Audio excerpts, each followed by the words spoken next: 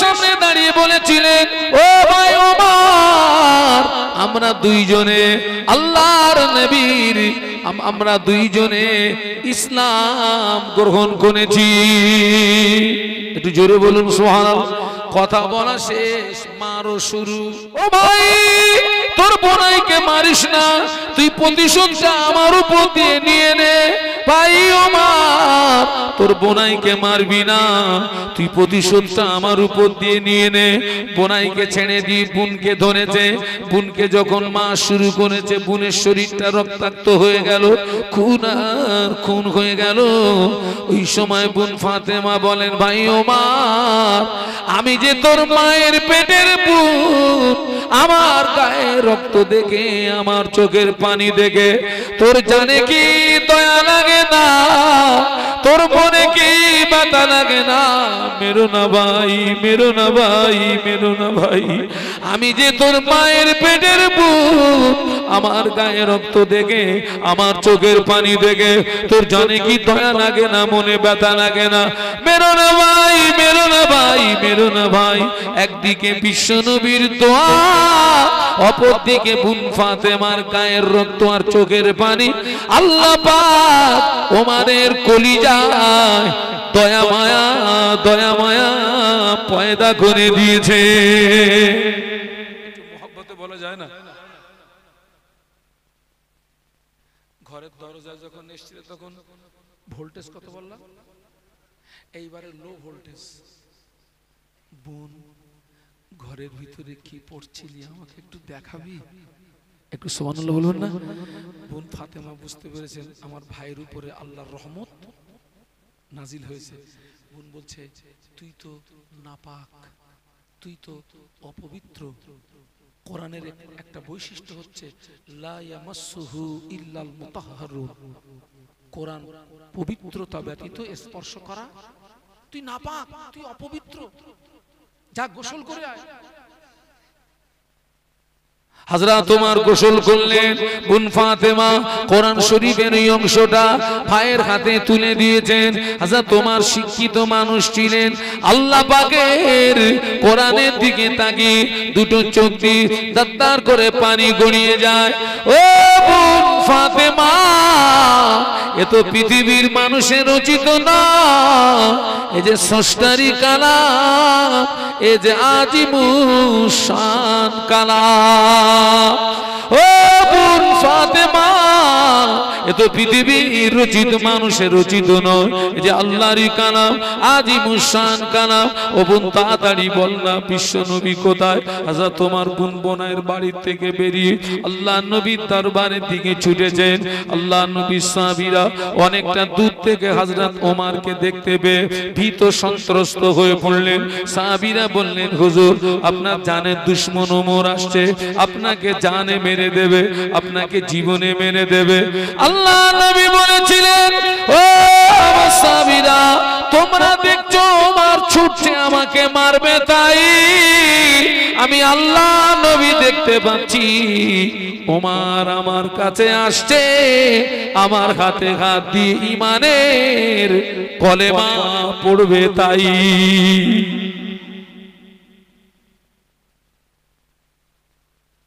তোমরা দেখছো ওমর ছুটছে আমাকে মারবে, তাই, আর আমি আল্লাহর রাসূল দেখতে পাচ্ছি ওমর ছুটছে আমার হাতে হাত দিয়ে ঈমানের কলেমা পড়বে, তাই। একটু জোরে বলুন। আল্লাহ নবীর নিকটস্থ গিয়ে আল্লাহ নবীর কদমে লুটিয়ে পড়েছেন। হুজুর, আমি বেয়াদবি করে ফেলেছি, হুজুর আপনি আমাকে মাফ করে দিন, আর আপনার পবিত্র হাতে আমার নাপাক হাতটা লাগিয়ে একবার আমাকে কলেমা পড়িয়ে দিন। আল্লাহ নবীর হাতে হাত দিয়ে পড়ে দিলেন, আশহাদু আল্লা ইলাহা ইল্লাল্লাহু ওয়া আশহাদু আন্না মুহাম্মাদান আবদুহু ওয়া রাসূলুহু। আল্লাহ পাক নবীর দুশমনকে নবীর বন্ধু বানিয়ে দিলেন। একটু মহব্বতে বলা যায় না? একটু জোরে বলা যায় না?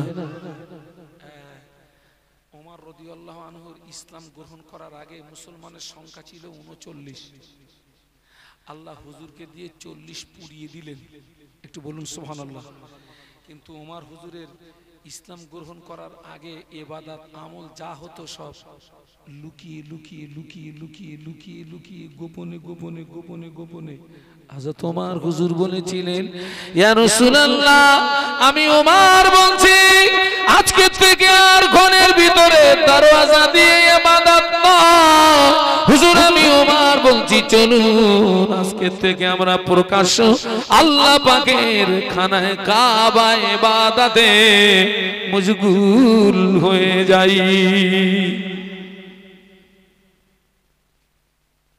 আল্লাহ নবী সাহাবীদেরকে নিয়ে খানায় কাবায় গেলেন।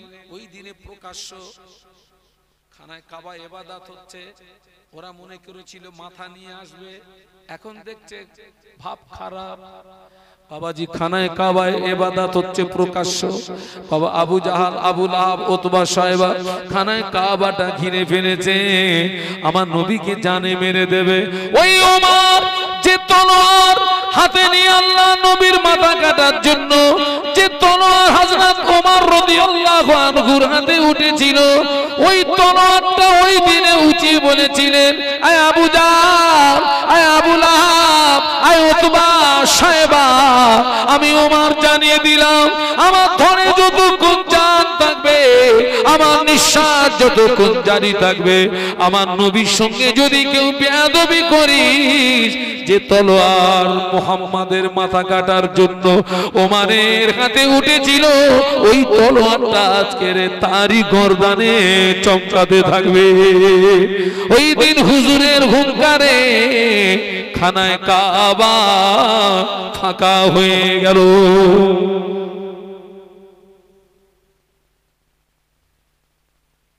কত কষ্ট করে দিন এসছে, ইসলাম এসছে,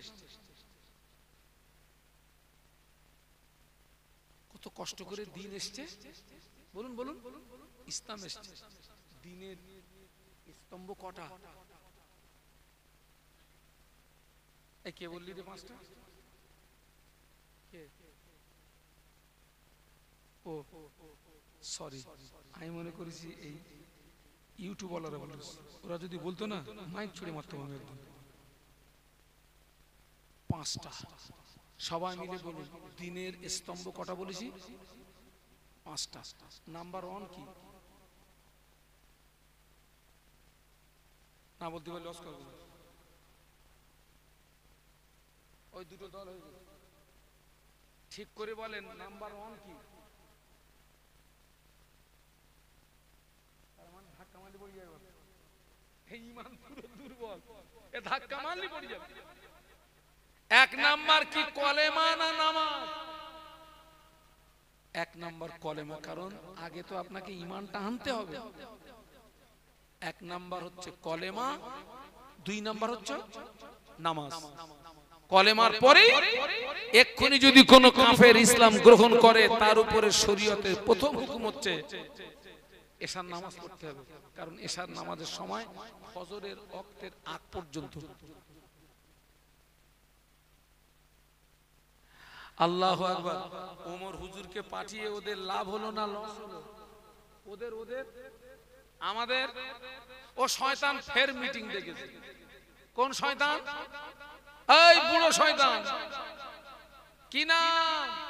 ওই যার কবরে মুতে দিল ওই শয়তান।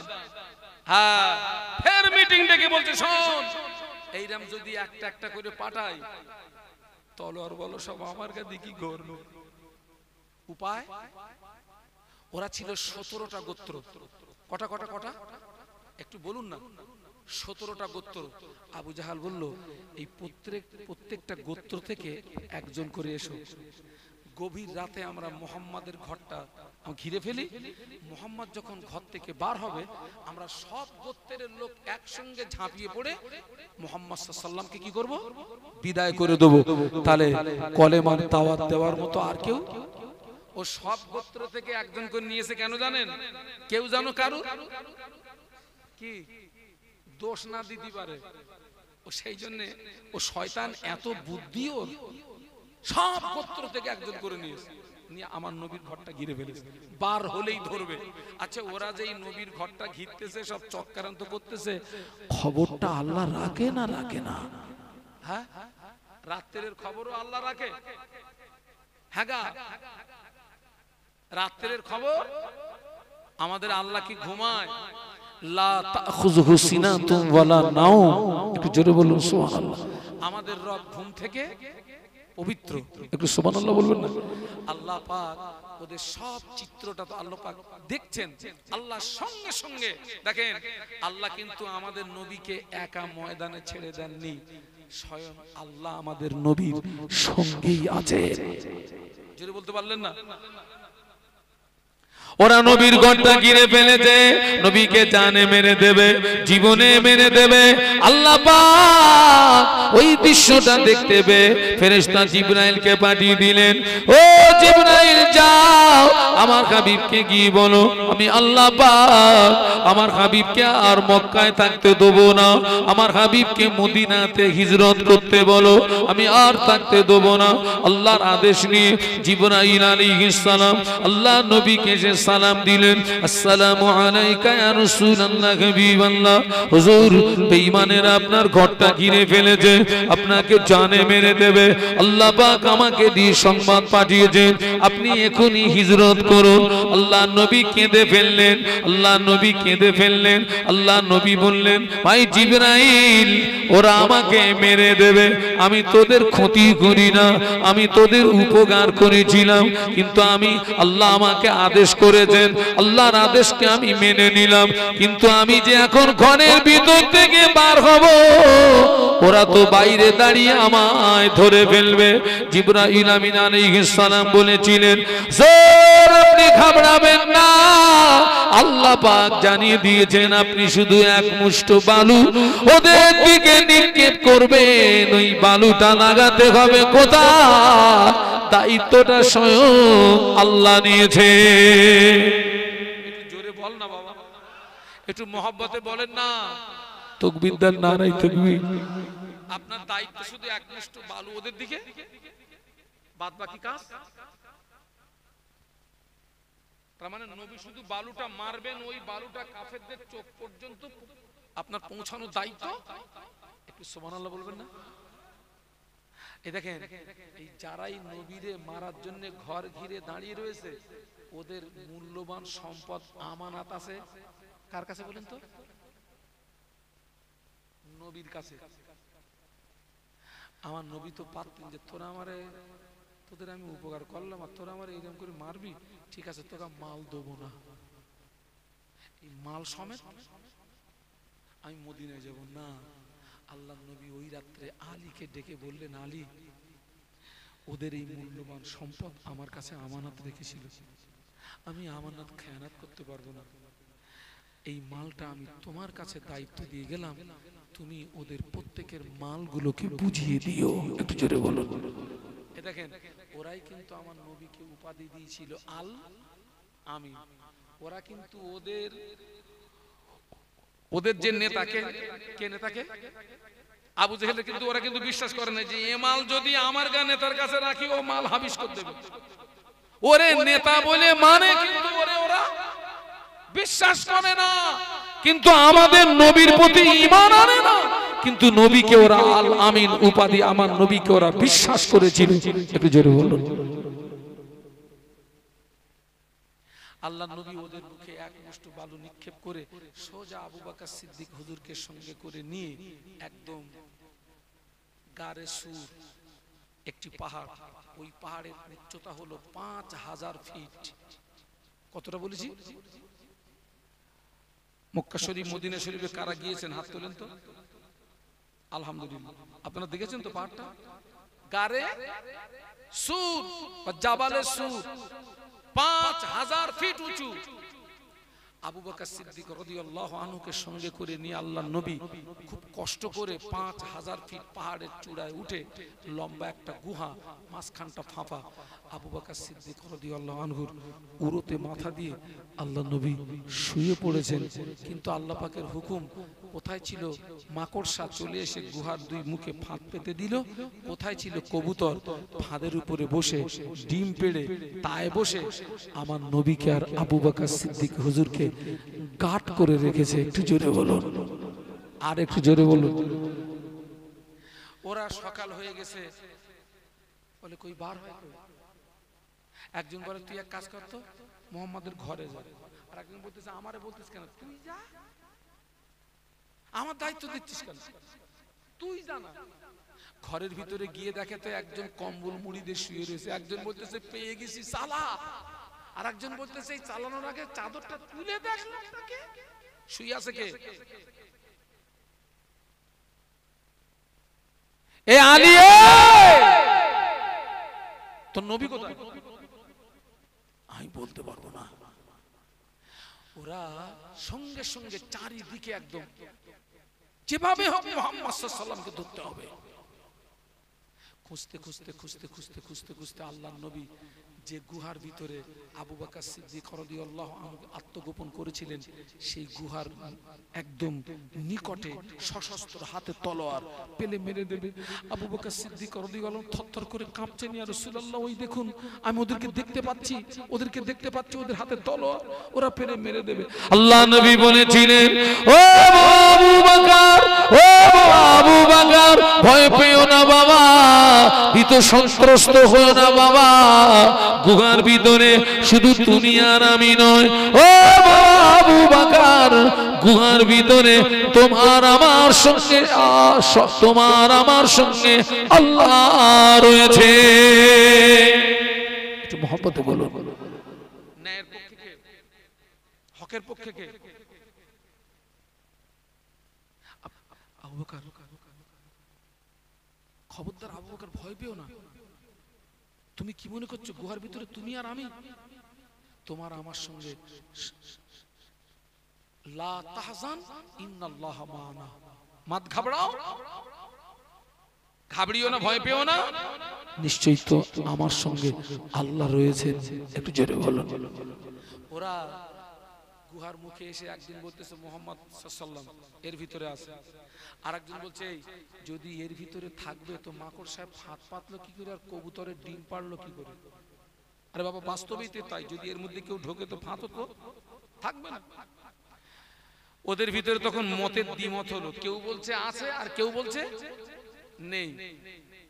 যে কাজে দ্বিমত পোষণ হয় সে কাজ তখন আর হয় না। মূলত ওদের ওখান থেকে কানে থাবড়া মেরে ওখান থেকে ঘুরিয়ে দিচ্ছে কে? একটু সুবহানাল্লাহ বলা যাবে না? কবিতার ভাষায় কি বলছে দেখুন। মাকড় সাথে ফাঁদ পেতে যায়, কবুতরে ডিম পাড়ে, মাকড় সাথে ফাঁদ পেতে যায়, কবুতরে ডিম পাড়ে, তাই না দেখে কাফের সেনা যায় রে চলে পথ ভুলে। আমার নবী বিশ্ব নবী জগৎ জোড়া না, সেই নামেরই দরুদ পড়ে জুড়াই সবার জান। আল্লাহুম্মা জোরে জোরে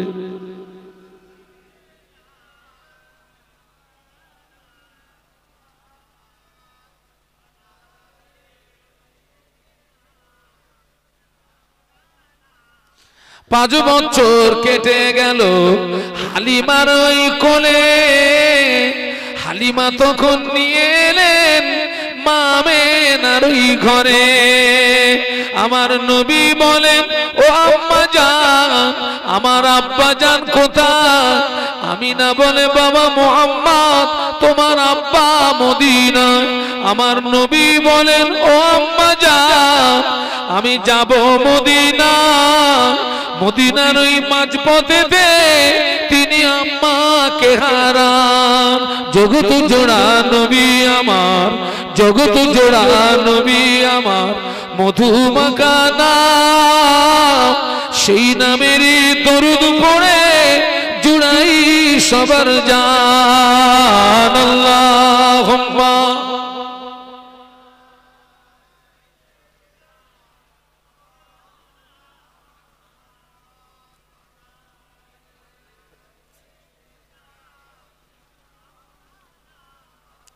একটু জব খুলে বলুন আল্লাহু আকবার। আর একটু আওয়াজ দেন, বলুন আল্লাহু আকবার। আল্লাহকে ডাকলে আল্লাহ খুশি হয় না, রেগে যায়। আল্লাহ কোরআনে বলেছেন উদউনি আস্তাজিব লাকুম, বান্দা তুই আমাকে ডাক আমি আল্লাহ তোর ডাকে সাড়া দিয়ে থাকি। একটু জোরে বলুন। আমার নবী মক্কাবাসীদের উপকার করছিলেন না ক্ষতি করছিলেন? ওরাই আমাদের নবীকে বিতাড়িত করলো। ওরা নবীকে বিতাড়িত করলো, আর ওদিকে অটোমেটিক মদিনার মানুষেরা সংবাদ পেয়ে গিয়েছেন বিশ্ব নবী মদিনাতে আসছেন। এ সংবাদ মদিনাবাসী,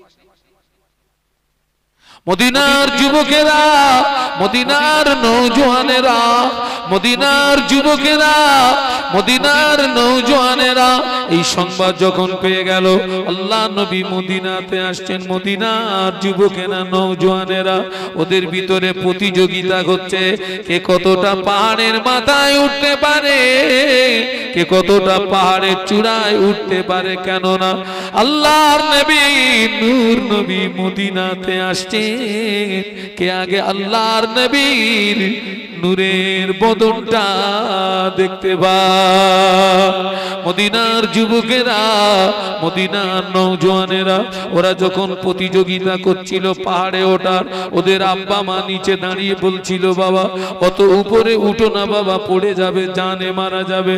মদিনার যুবকেরা নওজোয়ানেরা জানের মায়া করে না কে কতটা পাহাড়ের চূড়ায় উঠতে পারে। কেননা আল্লাহর নবী নূর নবী মদিনাতে আসছেন, কে আগে আল্লাহর নবীর নূরের চেহারাটা দেখতে পায়।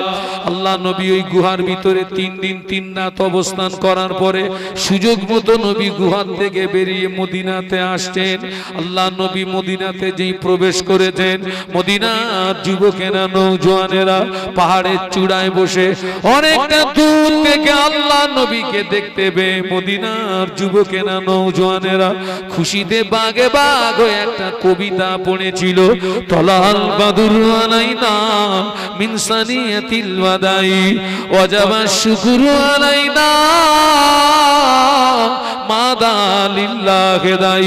তলাল বাদুর আলাইনা মিন সানিয়াতিল ওয়াদাই ওয়াজাবা শুকরু আলাইনা মাদা লিল্লাহি দাই। মদিনার মানুষেরা আল্লাহ নবীকে পেয়ে তারা যেন আসমানের চাঁদ হাতে পেয়ে গিয়েছে।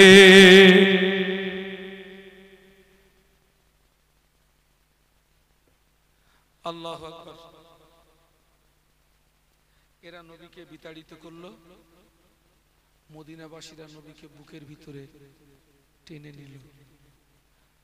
আমার ভাইরা, আমার নবীকে আল্লাহর দেওয়া দায়িত্ব পালন করতে গিয়ে 13 বছর মার খেতে হলো, দান শহীদ হলো, তায়েফের মাটিতে রক্ত দিতে হলো। হ্যাঁ, এবং আল্লাহর নবীকে গভীর রাতে জন্মভূমিটা ছেড়ে দিয়ে কাঁদতে কাঁদতে মক্কা থেকে মদিনাতে হিজরত করতে হলো। এরপরেও বিশ্ব নবী আল্লাহর দেওয়া দায়িত্ব থেকে তিনি কিঞ্চিত পরিমাণে দূরে সরে যাননি। একটু জোরে বলুন। তাহলে আমি সেই নবীর একজন উম্মত হিসাবে কোরআনের ওই আয়াতের উপরে আমাদের প্রত্যেকের আমল করার দরকার। নিজে বাঁচো, অপরকে বাঁচাও। আপনি যেমন নামাজ পড়েন, স্ত্রীকে নামাজের কথা বলবেন, ছেলেকে নামাজের কথা বলবেন, মেয়েকে নামাজের কথা বলবেন, বাড়ির বৌমাটারে সামলাবেন। কারে বলেছি বাবা? বৌমা।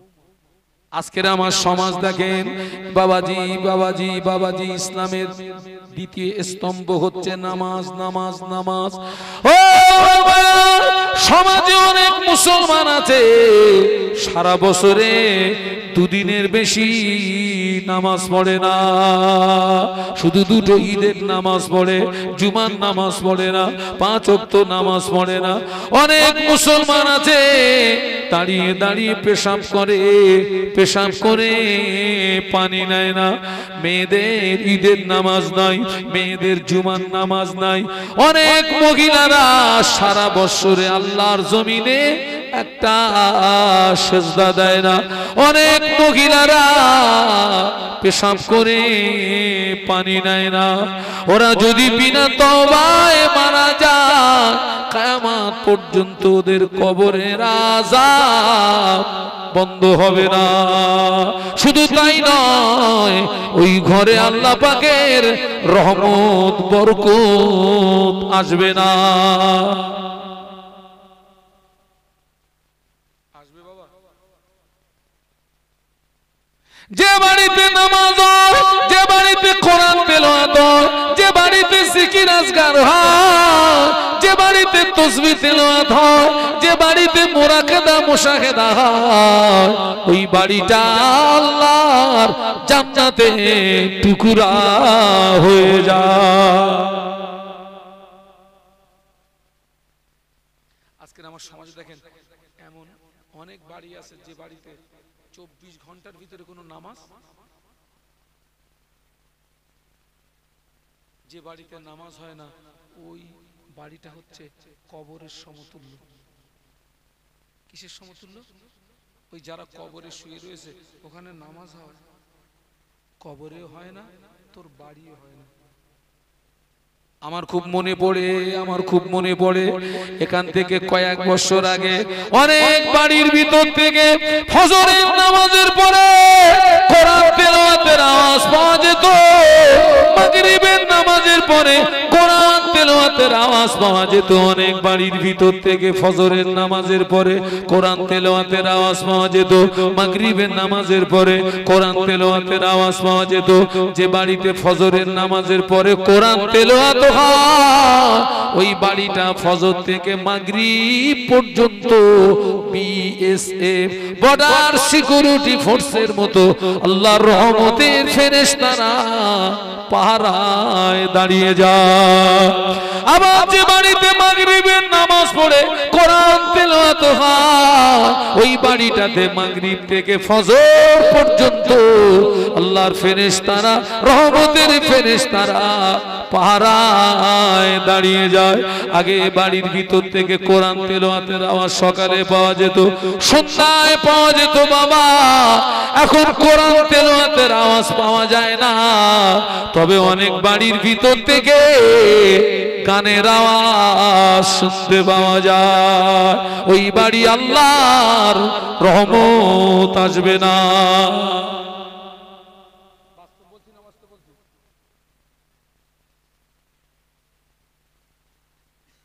আমার যখন সর্বপ্রথম আপনার সুগার ধরা পড়ল,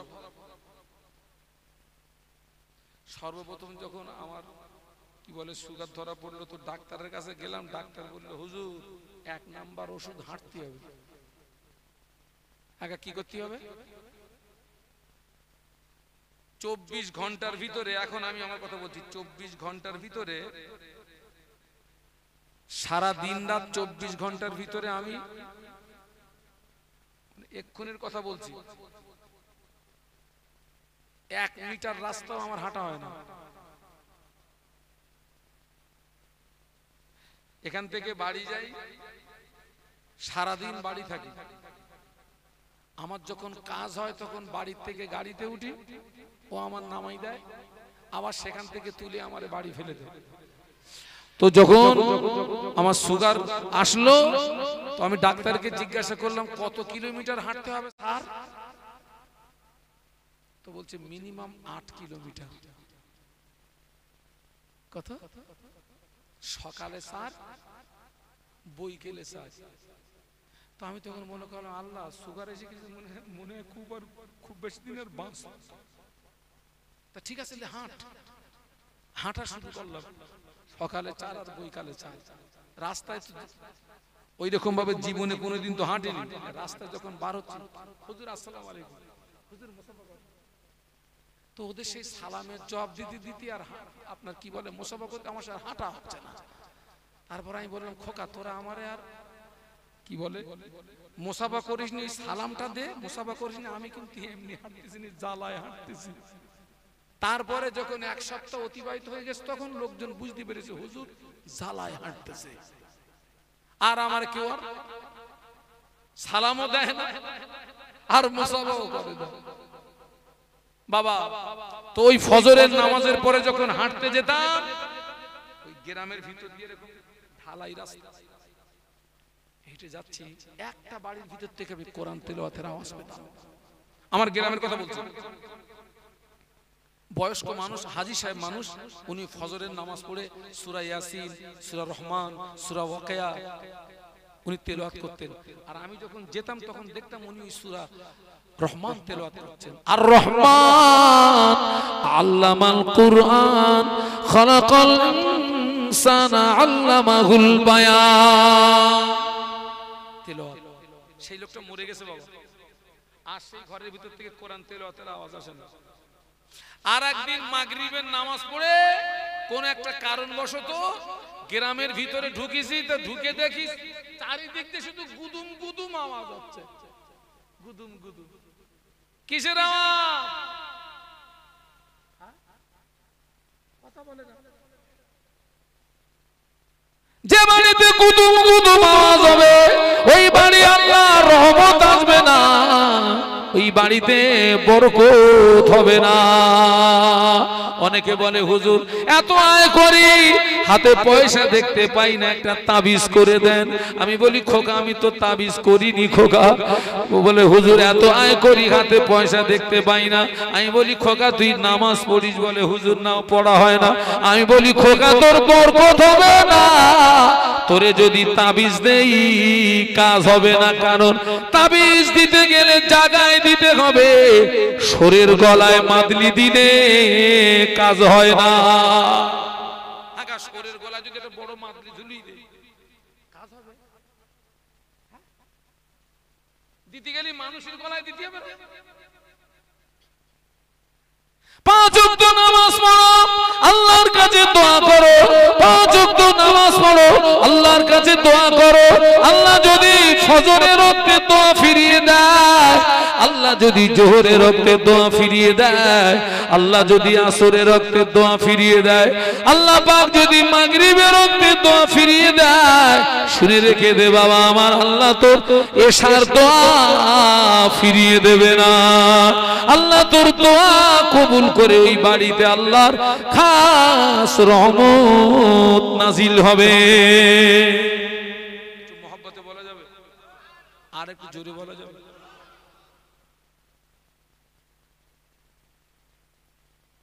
কার বাড়ির কি হাল হকিকত আমি জানিনি বাবা, তবে বলছি বাড়ি আপনি নামাজ পড়বেন, স্ত্রীরে বলবেন নামাজে, ওই যে ফজরের সময় ডাকবেন, এই হাত দাও, ডাকবা ওঠো, আমরা দুইজন একসঙ্গে একটু ফজরের নামাজ পড়ে নেই। আমি যেই এই মাহফিল থেকে বাড়ি যাই, বাড়ি গিয়ে আমার বাড়ির লোকটাকে আমার ডাকতে, ওঠো ফজরের আজান হয়ে গেছে, তুমিও নামাজ পড়ো আমিও নামাজ পড়ি। আর ছেলেকে ডেকে দেই, ওঠো ফজর রক্ত হয়ে গেছে নামাজ পড়ে নাও।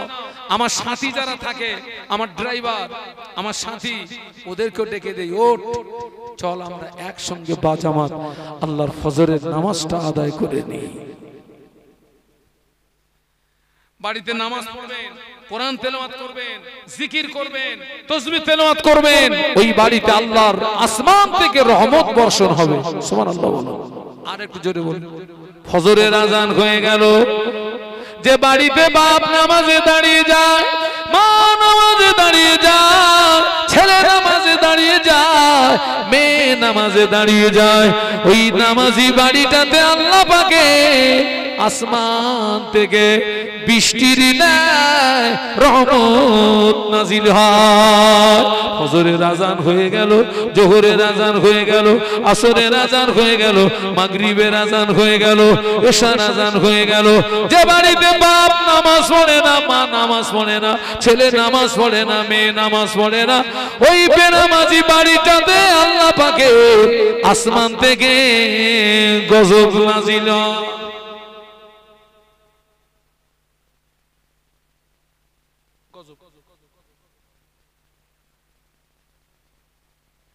যা আছে তাই ছাড়।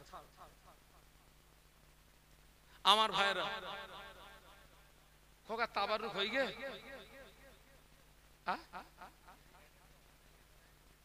যাও দিন খোকাটা দেখ দিন। দরুদ শরীফ আল্লাহুম্মা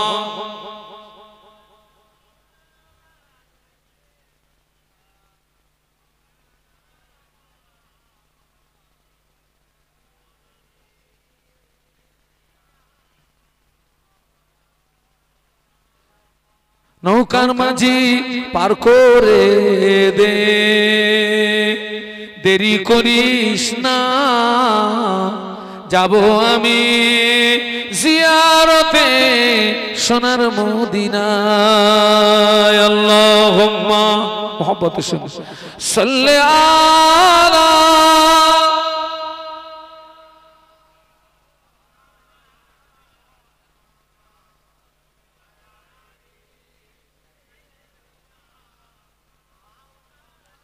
থাকতো যদি পাখির মতো, থাকতো যদি পাখির মতো আমার দুটি করে ডানা, পেরিয়ে সাগর উড়ে যেতাম সোনার মদিনায়। নৌকার মাঝি পার করে দে, দেরি করিস না, যাব আমি জিয়ারতে সোনার মদিনায়। আল্লাহুম্মা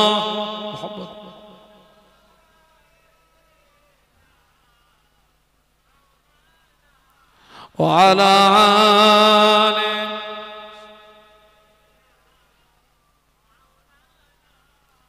আমার ছেলেরা, জওয়ান যুবকেরা, মায়েরা, বোনেরা, আমি প্রত্যেককে বলে যাচ্ছি, সবাই 5 ওয়াক্ত নামাজ পড়বেন। 5 ওয়াক্ত নামাজ পড়বেন। তুমি বসো, দোয়া হবে। 5 ওয়াক্ত নামাজ পড়বেন। সাপ্তাহিক জুমার নামাজ পড়বেন। ছেলেরা, যুবকেরা, আব্বা আম্মার সেবা যত্ন করবে, বড়দেরকে সম্মান করবে, আল্লাহ পাকের রহমত হবে। আমি মানুষ, ভুল হওয়া স্বাভাবিক, ভাষাগত ভুল ত্রুটি ক্ষমা করবেন, আমার জন্য দোয়া করবেন। আমি আপনাদেরকে যতটা বলেছি আল্লাহ পাক যেন আমাকে তার চেয়ে বেশি আমল করার তৌফিক দেন, বলুন আমিন। আগামী কালকের আমাকে 2 দিনের সফরে চলে যেতে হবে আপনার বাঁকুড়া। আগামী কাল আল্লাহ যদি হায়াতে রাখে আমাকে সকাল সকাল বার হতে হবে। সকলের কাছে দোয়া চাচ্ছি আল্লাহ পাক যেন আমার এই সফরকে আসান করে দেন, বলুন আল্লাহুম্মা। সকলে বিসমিল্লাহর সহিত 3 বার সূরা ফাতিহা পড়েন, 10 বার সূরা ইখলাস পড়েন, 11 বার দরুদ শরীফ। সবরের সানি হবে আমার ভাই মোহাম্মদ আমিনুল মোল্লা আপনাদের জন্য মেহমানদারির ব্যবস্থা করেছেন। আপনাদেরকে তাবারুক দেওয়া হবে, আপনারা তাবারুক গ্রহণ করবেন।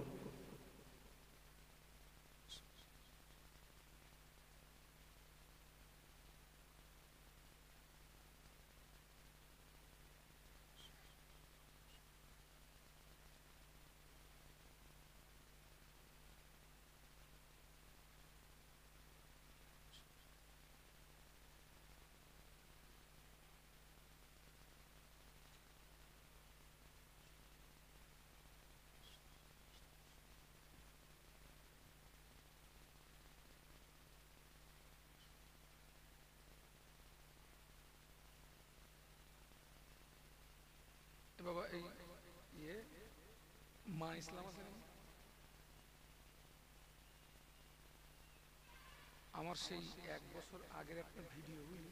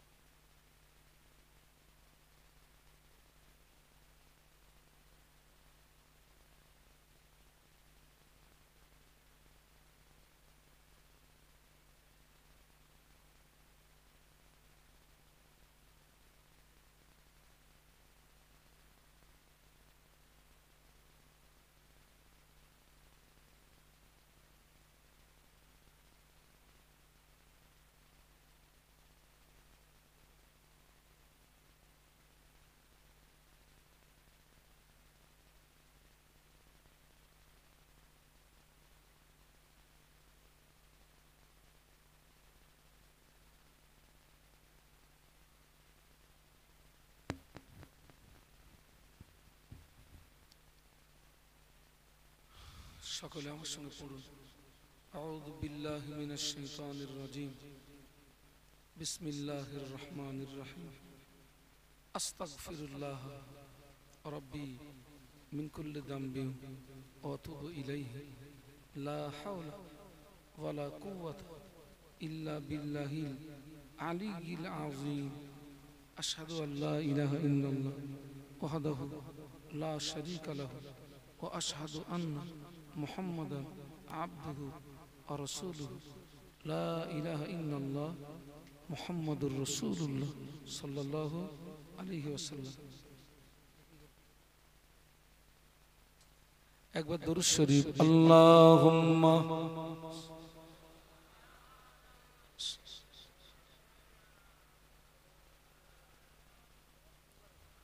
وعلى آل سيدنا اللهم آمين.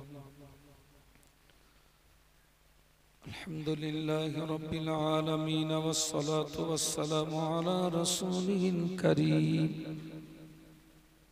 سيدنا محمد وعلى آله وأصحابه أجمعين. আমরা সকলে গুনাহগার, খাতাকার, সিয়াকার।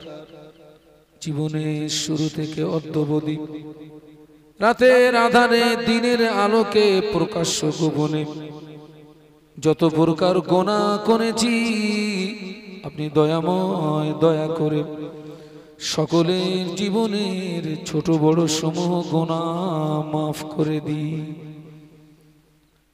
আল্লাহ, আপনি যদি আমাদের মাফ না করেন, আপনি যদি আমাদের ক্ষমা না করেন, নিশ্চয়ই ক্ষতিগ্রস্তদের দলভুক্ত হয়ে যাবে। আল্লাহ, আপনি দয়াময় দয়া করে জীবনের গুনাহ মাফ করে দিন।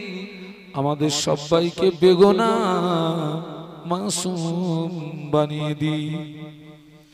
আমাদের আব্বা মা, স্ত্রী, পুত্র, আহাল বর্গ, আপনজন, মুহাব্বতের মানুষ, জীবিত মৃত সকলের জীবনের সমূহ গুনাহ মাফ করে দিন। আল্লাহ, মাহফিলের শুরু থেকে অদ্যাবধি কোরআন শরীফ, হাদিস শরীফ, কলেমা শরীফ, দরুদ শরীফ, মিলাদ শরীফ, সালাম শরীফ, এতগুলো মানুষের তাবাররুকের ব্যবস্থাপনা আল্লাহ নসিহত ভুল ত্রুটি ক্ষমা করে আপনি কবুল করুন। বিনিময় যদি কিছু সওয়াব নসিব করে থাকেন, সর্বাগ্রে প্রাণের নবীর রূহ মুবারকে পৌঁছে দিন। নবীজির আহল বর্গ, তাবিঈন, তাবা তাবাঈন, আইম্মায়ে মুজতাহিদিন, উম্মাহাতুল মুমিনিন, শুহাদা সালিহিন, মক্কা শরীফ, মদিনা শরীফ, জান্নাতুল বাকি, জান্নাতুল মুআল্লা, মিনা, মুজদালিফা, আরাফা, জঙ্গে জামাল, সিফিন, আহজাব, উহুদ, বদর, কারবালা, সকল শুহাদান হুজুরদের আরোয়ার পরে সওয়াব পৌঁছে দিন। আল্লাহ, বিশেষত মাযহাবের ইমাম, তরিকতের সমস্ত পীরগণের আরোয়ার পরে সওয়াব পৌঁছে দিন। আমাদের পীর ও মুর্শিদ মুজাদ্দিদুজ্জামান দাদা হুজুর পীর কিবলা রহমাতুল্লাহ হুজুরের 5 কলিজার টুকরা আওলাদে মুজাদ্দিদুজ্জামান, 4 শহীদান বড় হাফেজ শাহ হুজুর বেলপাড়ার জমিনে জানারা শুয়ে আছেন। আল্লাহ, তানাদের আরোয়ার পরে সওয়াব পৌঁছে দিন। মুজাদ্দিদুজ্জামানের ভক্ত, মুরিদ, মুতাকিদিন, মুহিব্বিন, খলিফা, প্রধানতম খলিফা বসিরহাটের বড় মাওলানা হুজুরের দরবারে পৌঁছে আল্লাহ, হুজুরার নামার রুহানি দোয়া, মুজাদ্দিদুজ্জামানের রুহানি দোয়া, 5 হুজুরের রুহানি দোয়া, তরিকতের পীরগণের রুহানি দোয়া, মাযহাবগণের ইমামগণের রুহানি দোয়ার ওসিলায় আমার আমিনুর ভাইয়ের সংসারে উন্নতি দিন। আল্লাহ, সমস্ত বিপদ মুসিবত থেকে আপনি হেফাজত করুন। আল্লাহ, আসমানের বালা আসমানে তুলে নিন, জমিনের বালাকে জমিনে দাফন করে আমার এই ভাইয়ের ঘরে আপনার খাস রহমত নাজিল করুন। পীর নিসার আহমদ কালিয়ানি সুবি সাহেব শালি শরমজান দরগাহ গোরাচাঁদ রূপে আব্বাসউদ্দিন পীর আব্দুল আজিজ মাজারাইট পিসা হুজুর কেবলা দিগের আরোয়ার পরেশর আমাদের আব্বাজান আদম আলাইহিস সালাম, আম্মাজান হাওয়া আলাইহিস সালাতু ওয়াস সালাম থেকে অদ্যবধি জিন ইনসান নারী পুরুষ যারা ঈমান নিয়ে কবরস্থ, এই সওয়াবগুলো তাদের আরোয়ার পরে পৌঁছে দিই আল্লাহ। বিশেষত আমার আমিনুর ভাই, আল্লাহ তার বংশে যারা কবরবাসী, দাদা দাদি, নানা নানি, চাচা চাচি, খালা খালু, পিতৃকুলে মাতৃকুলে, শ্বশুর কুলে, শাশুড়ি কুলে, পাড়া প্রতিবেশী, বন্ধু বান্ধবদের ভিতর থেকে যারা ঈমান নিয়ে কবরস্থ, এই সওয়াবগুলো তাদের আরোয়ায় পৌঁছে দিই আল্লাহ। কোন কারণবশত তাদের কবরে যদি আযাব হয়, আযাবে কবর মাফ করে দিন, সংকীর্ণময় কবর কুশাদা করে দিন, তাদের কবরগুলো বাগে জান্নাত বানিয়ে দিন আল্লাহ। আমরা যারা হাত তুলেছি, আমাদের দাদা দাদি, নানা নানি, চাচা চাচি, খালা খালু, পিতৃকুলে মাতৃকুলে, শ্বশুর কুলে, শাশুড়ি কুলে, পাড়া প্রতিবেশী, বন্ধু বান্ধবদের ভিতর থেকে যারা ঈমান নিয়ে কবরস্থ, সওয়াবগুলো তাদের আরোয়ায় পৌঁছে দিন আল্লাহ। আমরা যারা হাত তুলেছি, আমাদের অনেকের আব্বা নাই, আমাদের অনেকের আম্মা নাই, এই সওয়াবগুলো আমাদের আব্বা আম্মার আরোয়ার পরে পৌঁছে দিই আল্লাহ। আমাদের আব্বা মা কারো কবরে যদি আযাব হয়, আযাবে কবর মাফ করে দিই, মুর্দাদের কবরগুলো জান্নাতের নূর দিয়ে গুলজার করে দিই আল্লাহ। আজকের এই মাহফিল কবুল করুন, আমার আমিনুর ভাইয়ের মনের নেক আশা কবুল করুন আল্লাহ। তার সৎ উদ্দেশ্যকে আপনি কবুল করুন আল্লাহ। অনেকটা পয়সা খরচ করেছে আল্লাহ, আপনি যদি কবুল না করেন বেকার হয়ে যাবে আল্লাহ। আপনি তার অর্থ কবুল করুন, মাহফিল কবুল করুন, তাবাররুক কবুল করুন, মেহমানদারি কবুল করুন আল্লাহ। বিনিময় আল্লাহ তার হায়াতে বরকত নসিব করুন আল্লাহ। তার আব্বা মা, বিবি, ছেলে মেয়ে সবাইকে ভালো রাখুন, সুস্থ রাখুন আল্লাহ। আয় আল্লাহ, খাস দোয়া চাই শাহী দরবারে, আমার আমিনুর ভাইকে মরণের আগে একবার দিদারে কাবা শরীফ, একবার দিদারে মদিনা শরীফ যাওয়ার মতো তৌফিক দি আল্লাহ। ওয়াজ নসিহত কবুল করুন, আমাদের প্রত্যেককে শোনা বলার চেয়ে বেশি আমল করার তৌফিক দিন। আমাদের মধ্যে যারা বেনামাজি নামাজি বানিয়ে দিন, বেশরিয়াতধারীদের শরিয়াতধারী বানিয়ে দিন, আম্মা বোনেদের পর্দানশিনী বানিয়ে দিন, যারা ঋণগ্রস্ত আছে ঋণকে পরিশোধ করার ওসিলা বানিয়ে দিন আল্লাহ। যারা হালাল ব্যবসায়ী, ব্যবসায় উন্নতি দিন। যারা চাষি, আল্লাহ চাষে বেশি বেশি ফসল দেবেন, জন মজুরি খাটে শরীর সুস্থ রেখে দেবেন। যারা চাকরিজীবী হায়াতে বরকত দেবেন আল্লাহ। খাস করে আমার আমিনুর ভাইয়ের হালাল রুজিতে, কামাইতে বরকত দেবেন আল্লাহ, কামাইতে বরকত দেবেন আল্লাহ, আল্লাহ বরকত দেবেন আল্লাহ, আল্লাহ বরকত দেবেন। আয় আল্লাহ, আল্লাহ পরিশেষে দোয়া চাই, আয় আল্লাহ তামাম পৃথিবীর মুসলমানদের হেফাজত করুন, মসজিদ মাদ্রাসা হেফাজত করুন, খাস করে আমার ফিলিস্তিনি ভাইদেরকে আপনি হেফাজত করুন। এ আল্লাহ, শেষ দোয়া চাচ্ছি, জানি না কবে আমাদের বিদায়ী ডাক আসবে আল্লাহ। ইমানি হালাতে, পবিত্র অবস্থায়, জুমার দিন জুমার রাতে, রমজান শরীফের মাসে রোজা অবস্থায়, নামাজি হালাতে, সিজদা অবস্থায় যেন মউত নসিব হয় আল্লাহ। মরণের আগে আমাদের প্রত্যেকের বুকে মুখে যেন আখিরি বারের মতো একবার কলেমা শরীফ জারি হয় আল্লাহ। আমাদের মরণের পরে জাহান্নামে ফেলে যেন জ্বালাবেন না, জাহান্নামের আগুন হারাম করে দিন। আপনার রহমতের দয়ার জান্নাত আমাদের নসিবে বরাদ্দ করুন। ওই জান্নাত দেবে যে জান্নাতে আপনার নবী থাকবে, ও রব্বুল আলামিন আল্লাহ পাক ওই জান্নাতে যদি বসার জায়গা না থাকে আল্লাহ একটু দাঁড়ানোর জায়গা দেবেন, দাঁড়িয়ে দাঁড়িয়ে যেন নূরের নবীর নূরের চেহারাটা যেন দেখতে পাই। আল্লাহ জান্নাতে সবচেয়ে বড় নেয়ামত আপনার দিদার। আল্লাহ পাক আপনার দিদার থেকে যেন আমাদের মাহরুম করবেন না। আল্লাহ তাহাজ্জুদের রক্তে হাত তুলেছি, আল্লাহ খাস দোয়া আজকের মাহফিলটা কবুল করুন। আল্লাহ আজকের মাহফিলটা কবুল করুন। আল্লাহ এই মাহফিল কিয়ামতের কঠিন মুসিবতের সময় প্রত্যেকের জন্য নাজাতের ওসিলা বানিয়ে দেবেন।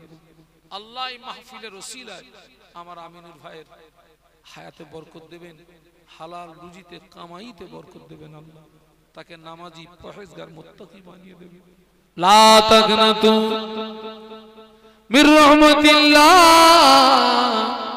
ইন্নাল্লাহ ইয়াগফিরুদ দুনুবা জামিআ ইন্নাহু হুয়াল গফুরুর রহিম। আমিন আমিন আমিন। বাহাক লা ইলাহা ইল্লাল্লাহ লা ইলাহা ইল্লাল্লাহ লা ইলাহা ইল্লাল্লাহ মুহাম্মাদুর রাসূলুল্লাহ। আসসালামু আলাইকুম ওয়া রাহমাতুল্লাহ।